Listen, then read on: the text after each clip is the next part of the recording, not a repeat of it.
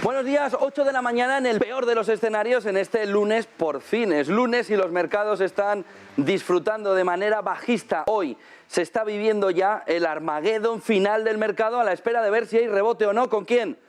Con Jerome Powell. Jerome Powell tiene dos opciones, puede ser Gandalf el Blanco o puede ser Saruman intentando irse al lado oscuro. El miércoles va a decidir eso y el mercado quiere saber cuál de las dos opciones toma. Si la opción de ponerse a liderarnos en el camino de una salida suave que permita evitar la recesión y sobre todo que los mercados tengan un apoyo, o puede irse directamente con Sauron a mirarnos de manera que veamos cómo el mercado no tiene ningún consuelo. Es la opción de Powell, la opción que tiene Powell el miércoles y que sin duda el mercado no va a tener consuelo hasta ese momento. Y hoy es el mejor ejemplo, mercados americanos cayendo ya en futuros 1,8 el S&P 500, Nasdaq con un movimiento también bajista muy importante. Fíjense, vámonos al mercado porque esto es lo que está sucediendo. A la espera de Powell, la duda ahora mismo es saber si estamos encima de la burbuja de todas las burbujas. Bitcoin en un día perdiendo $3.000. Tenemos también el movimiento del principal banco, de Zelle, mirando de qué manera suspende esos depósitos del 20% que estaba dando contra criptomonedas. Dicen que ya es el primer corralito financiero de un banco cripto. Vamos a ver cómo va moviéndose, pero esta es la fotografía. El mercado está subido encima de una burbuja de deuda mandada por los bancos centrales con un dinero gratis. Lo verán a partir de ahora, lo verán ahora, y a partir de ahora lo que hay que mirar es de qué manera eso está acolchado y vamos poquito a poco bajando, o eso es un terreno empedrado y vamos de golpe en golpe a medida que los bonos van saliendo al mercado y la FED, el Banco Central Europeo, etc., dicen no te compro nada hasta la siguiente piedra.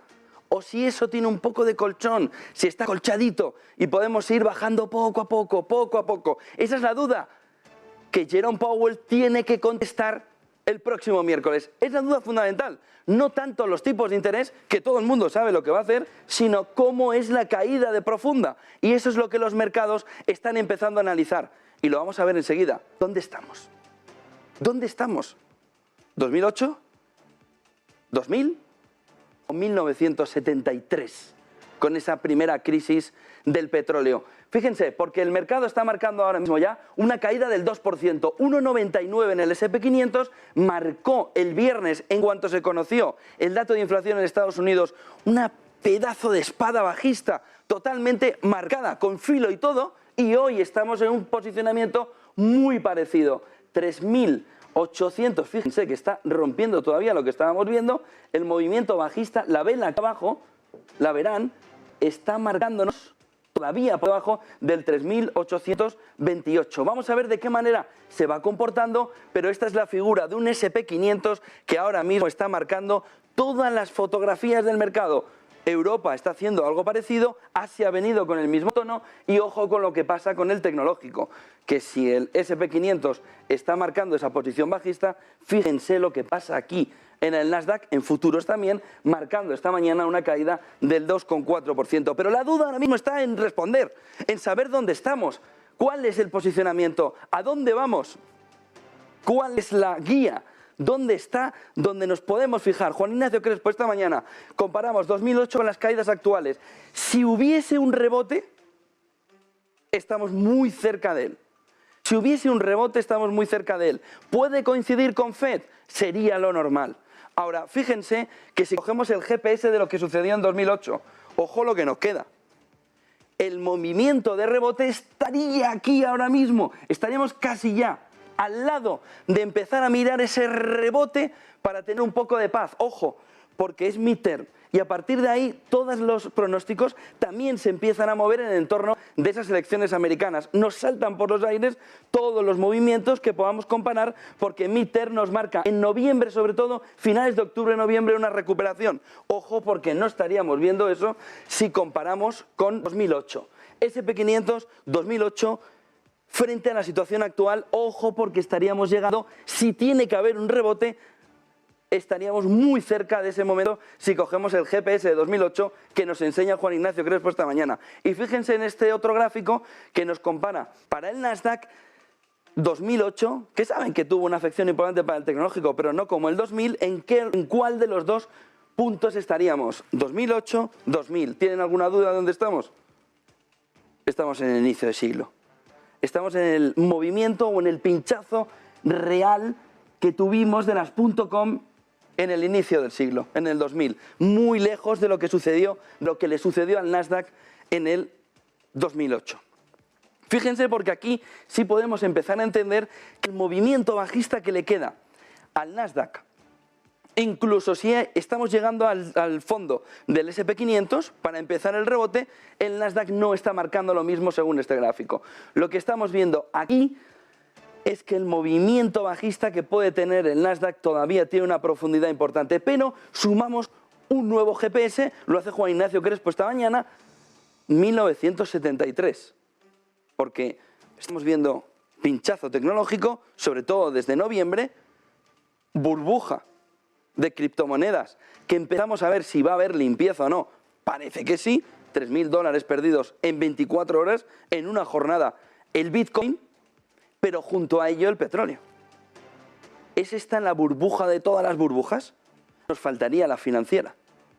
Fíjense, 1973, si lo comparamos con el S&P 500, en estos momentos, en este siguiente gráfico, el movimiento empieza a asemejarse en demasía a lo que sucedió con la crisis del petróleo, la primera, la de 1973, con determinadas condiciones propias de algo que sucede 50 años después, que es hoy.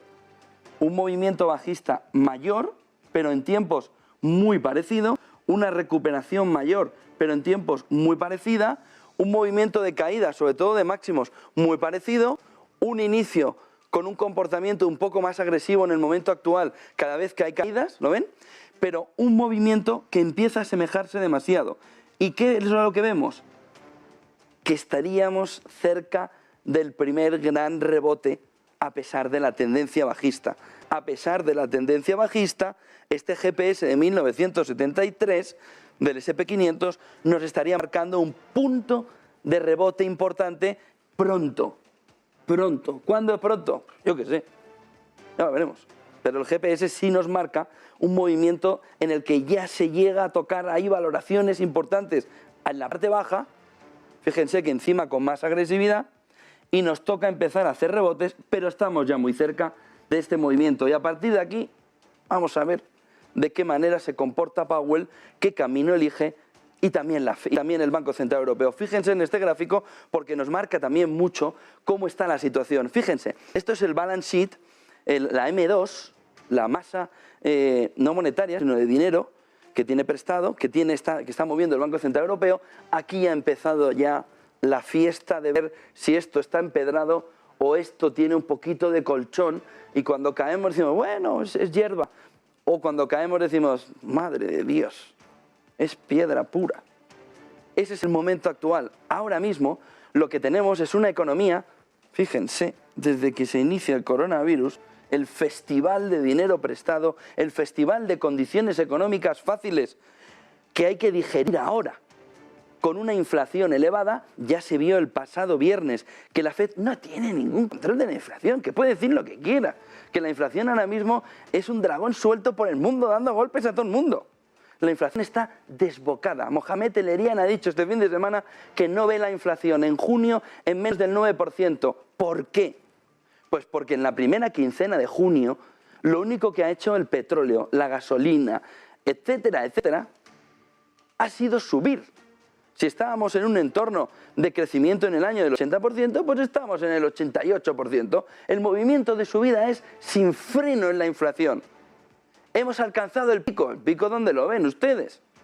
Ah, perdón, que erais los mismos que decíais que la inflación era puntual. Y todavía seguís en el puesto. Que es otro de los problemas de confianza que se tiene sobre quién está gobernando también, no solo la política monetaria, sino el conjunto global. Oiga, pero si usted no ve nada, si usted lo ve cuando se da el golpe, si usted lo ve, ¿cuándo?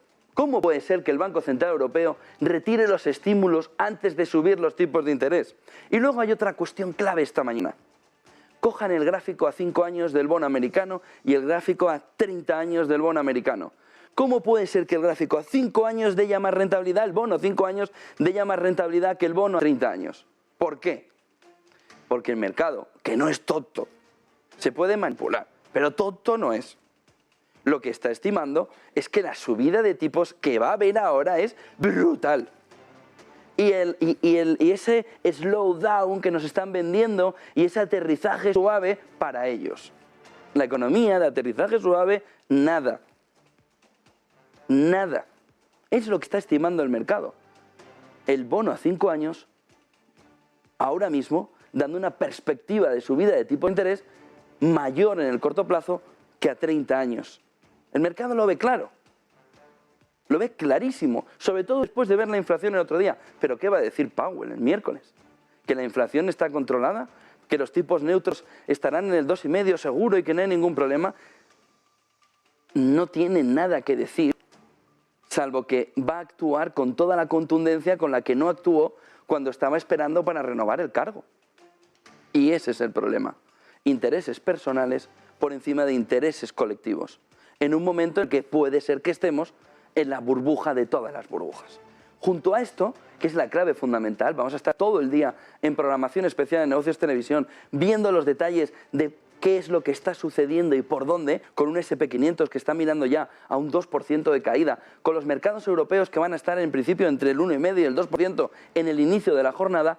Hoy es un lunes negro en toda regla, porque ahora ya nadie se cree las bromas o las tomaduras de pelo que el mercado o al mercado lanzan quienes están dirigiendo. No se lo cree nadie. Y el que tiene el dinero dice, wait and see. A ver tú en qué posición estás de las dos.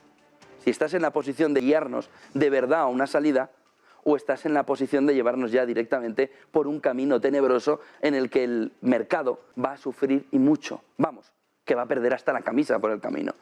Porque no hay soportes en todo esto. No hay soportes. ¿Dónde vamos? ¿Al inicio de la pandemia? ¿A esos soportes? Pues mírenlos. ¿Dónde están? 8:13 de la mañana, el mercado va a marcar la jornada inexorablemente, pero hay más temas, más claves del día en las que podemos ver, por ejemplo, cómo esa reunión de la FED, vamos a ver si hay una hoja de ruta clara ya por fin de subida de tipos en las que saben que de verdad las subidas de tipos van a servir para algo. ¿Por qué no subieron entonces 75 puntos básicos en la última reunión si no están controlando la inflación? Otro de los mensajes del fin de semana es que todo puede mejorar si se controla el lado de la oferta. Pues es evidente, pero ¿quién controla el lado de la oferta en un mercado del petróleo, que hoy por cierto sigue cayendo, en el que solo la oferta tiene el control de eso, no lo tienen los gobiernos? Fíjense el movimiento de Arabia Saudí en el que dice que recorta el envío de petróleo a gran parte de Asia. Vamos a ver en detalle las cosas. Y luego tenemos nuestros problemas particulares aquí en España, que es en todo este escenario bastante oscuro, en los mercados, nos ha dado por irnos a liar la parda con Argelia y con Marruecos. ¿Y qué es lo que tenemos ahora? Pues que España puede sacar pecho diciendo que ha ganado el primer duelo. Mira, me he ido a Bruselas y me ha defendido el primo de Zumosol. Vale, chavalote, ahora vente a negociar el gas. Listo, Álvarez. Que ya te lo dijimos el viernes, quédate en casa, vete a darle conversación a alguien, que eres el pesado de todas las fiestas, pero dale la conversación a Sánchez, así estáis entretenidos los dos. Que no has ganado nada, que lo único que has conseguido es que Argelia esté más enfadada. Este fin de semana se han vuelto a cancelar contratos, sobre todo en el área de la cerámica, lo están diciendo los empresarios, que no te enteras.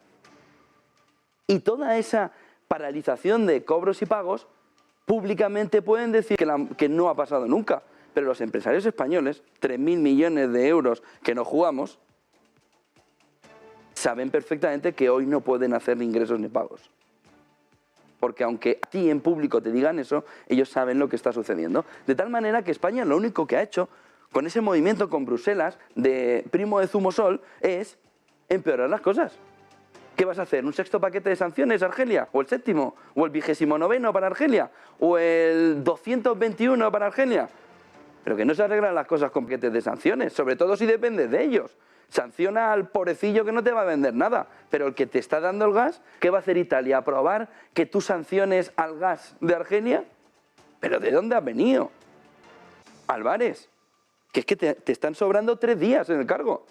Ya tenías que estar en tu casa, ahí en el Retiro, paseando por la mañana, dando de comer a las palomas. Eso es lo que deberías estar haciendo.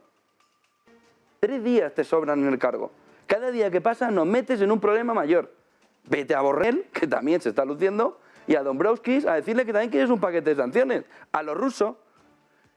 ¿Saben lo que vino diciendo de Bruselas el señor Álvarez? Que Rusia estaba detrás de todo.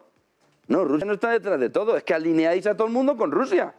Hombre, te pones tú con Estados Unidos y Marruecos a hacer freno desde Marruecos a Argelia, etcétera, según tú, a todo el movimiento de Rusia por el Mediterráneo, ¿y Argelia qué hace? ¿Qué hace Argelia? ¿Se hace marquillo o qué? Has empujado a Argelia a que haya una alineación entre su política y la de Rusia. Pero sí es evidente. No, y es que ha hablado con Draghi. Y Putin también. Bueno, sí, si es que lo que no habla con los demás eres tú. Que te bajas a cambiar toda la política exterior de un golpe. Miren, nos pueden engañar, nos pueden tomar el pelo, nos pueden llamar, nos pueden decir que no somos patriotas o lo que sea. Mira, que no es patriotas son ellos. Que han cambiado toda la política comercial porque se piensan que son, pues eso, los nuevos caciques de España. Me han votado, voy a hacer lo que me da la gana. Venga, cambio 50 años de política exterior. ¿Por qué? Pues yo qué sé, pues me han votado, soy el que manda aquí, el Sancho Panza. Y así estamos. ¿Y qué nos puede pasar? Pues mira, lo primero que nos va a pasar es que estamos renegociando el precio del gas. ¿Cómo te van a poner el precio del gas? Si además todo el mundo va a Argelia para intentar que Argelia libere un poco la tensión del gas ruso. A la espera de que pueda haber problemas o un nuevo paquete que toque el gas, todo el mundo va a Argelia. Argelia, véndeme. Y llega a España, que ya tenía un acuerdo bueno con Argelia, y lía la que ha liado. Oiga, es que la culpa la tiene Putin. Bueno, tú tienes algo de culpa, ¿no? Que al final te fuiste a cambiar toda la política comercial y viniste aquí con la sonrisilla esa de Sancho Panza. A darnos a entender que todo estaba solucionado. Y el viernes a darnos a entender que todo estaba solucionado. Y luego llamando a las empresas y a los diplomáticos diciendo que la culpa es de Putin. De verdad, te sobran 3 días en el cargo. Vete ya. Vete, déjalo. No tienes ni idea de gestionar esto. No tienes ni idea. Vas a arrastrar a todos por el camino. ¿Qué vas a hacer? ¿Pagar tú el gas? ¿Vas a subvencionar el gas con la subida que nos van a hacer los argelinos? Que somos mal recibidos en Argelia. Que ni tratado de amistad, ni nada. Que lo habéis hecho mal, y ya está. Y decirlo, nos hemos equivocado. Ah, que no sabéis hacerlo, vale. Haced algo. El patriotismo, del que tanto pegáis golpes en el pecho también, somos el verdadero patriotismo. El verdadero patriotismo es no poner más problemas a los ciudadanos. Más piedras por el camino, más palos en la rueda. Que en la situación actual, que ya lo están viendo, la que está cayendo, que tengamos un gobierno que a lo único que se dedique es a ver si nos cortan el gas, entre comillas, que lo único que se dedican es a perjudicar la negociación que había sobre el nuevo precio del gas, que a lo único que se dedican es a dejarle a los italianos todo para ti, Argelia, que te den todo el gas y al mejor precio. La posición de Italia frente a la de España es para morirse de vergüenza a los españoles. Ese no es patriotismo de izquierdas. Ponerle más complicadas las cosas al ciudadano de a pie por tu voluntad, porque te has surgido así, te has despertado pensando en orcos y te has bajado a Marruecos a cambiar todo. Chico, cambia las películas que ves. Bueno, Argelia, ojo y ojo. Fortaleza del dólar. Ya han visto el movimiento con el yen, que se lo ha contado Eva Villanueva a primera hora de la mañana. Ese movimiento a 24 años de encarecimiento. Oiga, usted, Estados Unidos no decía que no tenía afección con el petróleo, toma inflación, petróleo ruso, que todo esto, bueno, vale, demande. Miren esto, miren esto.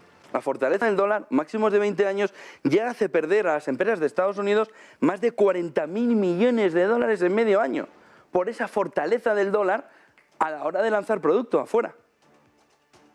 Ojo con Estados Unidos y con su camino en resultados empresariales. Profit warning este mes que hubo de Microsoft precisamente con este tema.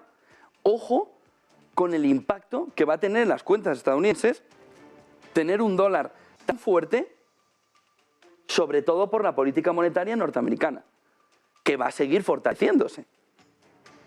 Ojo, cuando hablamos de la burbuja de todas las burbujas, lo que puede suceder en el entorno de una burbuja monetaria donde hay una moneda que está ahora mismo de manera imperialista, pero con efectos también a nivel interno. 40.000 millones perdiendo sus empresas en medio año. Ojo al movimiento de dólar y al daño amigo que también le va a hacer a las empresas norteamericanas. Y Ben Bernanke, que también estuvo en CNN este fin de semana, dijo que la Fed puede evitar la recesión si mejora el lado de la oferta. Pero Bernanke lo tuvo fácil. Porque si lo llega a tener complicado, madre mía la que nos habrían liado. ¿Pero qué lado de la oferta? ¿Pero qué lado de la oferta? Y no puede actuar sobre la oferta, puede actuar sobre la demanda. Y de ahí que el problema fundamental en el que estamos metidos ahora mismo. Que tenemos un shock de oferta. ¿Pero han enterado de algo? Ben Bernanke en CNN, mundo de Yuppie, propios suyos. Si mejora el lado de la oferta. ¿Pero qué oferta? Si tú actúas sobre la demanda con la subida de tipos. La oferta la decidirá la OPEP, si te baja o no los precios del petróleo. Y luego, en ese lado de la oferta, sois un poco cazurros, los americanos. Y los chinos. Y los indios. ¿Quieres que baje el precio del petróleo y compráis entre China y Estados Unidos 110 millones de barriles de petróleo para no quedarte sin petróleo en otoño? ¿Pero que va a bajarte el precio del petróleo? ¿Pero en qué mundo vives? El resto del mundo no compra petróleo ya para que tú te llenes hasta arriba las reservas. En ese entorno, ¿cómo que lado de oferta? Si igual que los que estimularon esa pedazo de burbuja de dinero puesto en el mercado, pues Joe Biden con un plan de infraestructuras de 1,9 billones, quien está estimulando también el mercado de petróleo son las principales potencias del mundo autoabasteciéndose todo lo que pueden de todo el petróleo que se mueva para lo que suceda en otoño. Solo entre Estados Unidos y China 110 millones de barriles de petróleo. Y si le sumamos a India, cerca de 150 millones de barriles que tienen que salir entre ahora y octubre. Hombre, lo más normal es que baje el precio del petróleo, ¿no? ¿Están de broma o qué? Están de broma. Von der Leyen, que se fue ayer de vacaciones a Kiev, dice que avanza la entrada de Ucrania en la Unión Europea tras visitar Kiev. Bueno, pues tendrás que someterlo a algo, ¿no? ¿Ha valorado von der Leyen la importancia que tiene meter a un país que está en guerra dentro de la Unión Europea? ¿Se ha pensado dos veces? Borrell, Dombrovskis, país que está en guerra. Si entra en la Unión Europea, ¿quién está en guerra? Toda la Unión Europea. Se puede activar a través de un artículo que han atacado a un Estado miembro. Pero eso lo sabe von der Leyen, no, tampoco lo sabe. Ojo con ese movimiento. ¿Cómo que está ya la entrada avanzando cerca después de marchar a Kiev el fin de semana? Pero lo tendrá que someter a algo, ¿no? Se tendrá que mirar de alguna manera. ¿O te vas a esperar a que te veten? ¿Vas a esperar hasta el veto? ¿Vas a darle todas las esperanzas a Ucrania posibles hasta que te llegue Hungría y te diga no, que no quiero entrar en guerra? Que estoy al lado. No, pero nuestros políticos europeos, ¿en qué mundo viven? Pero esto se tiene que plantear de manera inmediata, con todos los pros y con todos los contras. ¿Está Europa preparada para entrar en un conflicto bélico? Este es el punto fundamental de la entrada de Ucrania. Mientras no haya paz en Ucrania, entrar Ucrania en la Unión Europea tiene un riesgo enorme para el conjunto de la Unión en términos bélicos. Von der Leyen debe dar explicaciones. La primera vez que se fue le llevó los documentos. La segunda vez que ha ido nos dice que está todo cerca. ¿Pero cerca de qué? Si tú no has planteado nada. Pero si no has sometido a votación nada. Igual que el sexto paquete, te vas a encontrar un veto. Y le estás dando unas esperanzas a Ucrania que puede que luego no puedas cumplirlas, porque no eres la manda más europea. Eres la presidenta, pero no eres la que dice lo que se hace. No va así Europa, por ahora. Salvo que quieras cambiar todos los tratados fundacionales como ya he dicho, para eliminar el veto y entonces ya sí haces lo que tú quieras. Pero incluso eso hay que someterlo a votación. Fíjense el carajal en el que estamos metidos. Fíjense en el carajal en el que estamos metidos. Un par de gráficos antes de ver lo que ha sucedido en la sesión asiática esta noche. Por un lado, tenemos este gráfico que nos marca la inflación, por un lado, y el ritmo de subidas de tipos.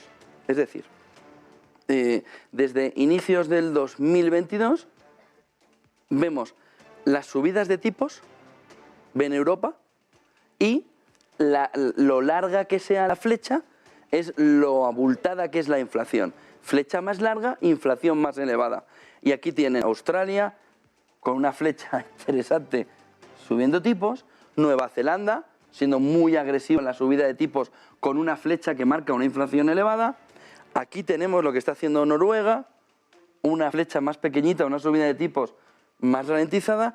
Aquí tenemos Canadá, Trudeau, con una flecha ya larguísima, pero intentando hacer una subida de tipos fuerte. Aquí tenemos Estados Unidos con una flecha que nos marca sobre todo la inflación del pasado viernes, intentando también hacerla parabólica. Todos están intentando seguir a Nueva Zelanda, viendo a ver de qué manera la pueden poner perfectamente parabólica. Y aquí tenemos Europa. Esta es la realidad europea. Esta es la realidad europea. Una pedazo de flecha difícilmente comparable solo a Reino Unido. Fíjense Japón. Solo a Reino Unido. Y sin embargo, totalmente plano, los dos. Fíjense. Ni un mínimo atisbo en estos meses desde el inicio del año de que la inflación se estaba yendo de madre por parte del Banco Central Europeo. Fíjense. Es que todo el mundo intenta convertir su escalada de tipos en parabólica. ¿Para qué? Para que esto se haga pequeño. Pero ¿qué es lo que vemos? Que es un shock de oferta. ¿Cómo puede ser que Nueva Zelanda con este movimiento no consiga rebajar la profundidad de la flecha? ¿Cómo puede ser que Canadá, en un inicio ya importante de subida de tipos, no consiga reducir la flecha? Shock de oferta. Ben Bernanke. ¿Cómo que se puede actuar sobre la oferta? ¿Quién actúa sobre la oferta? ¿El Banco Central? ¿De dónde estáis? Este es el problema.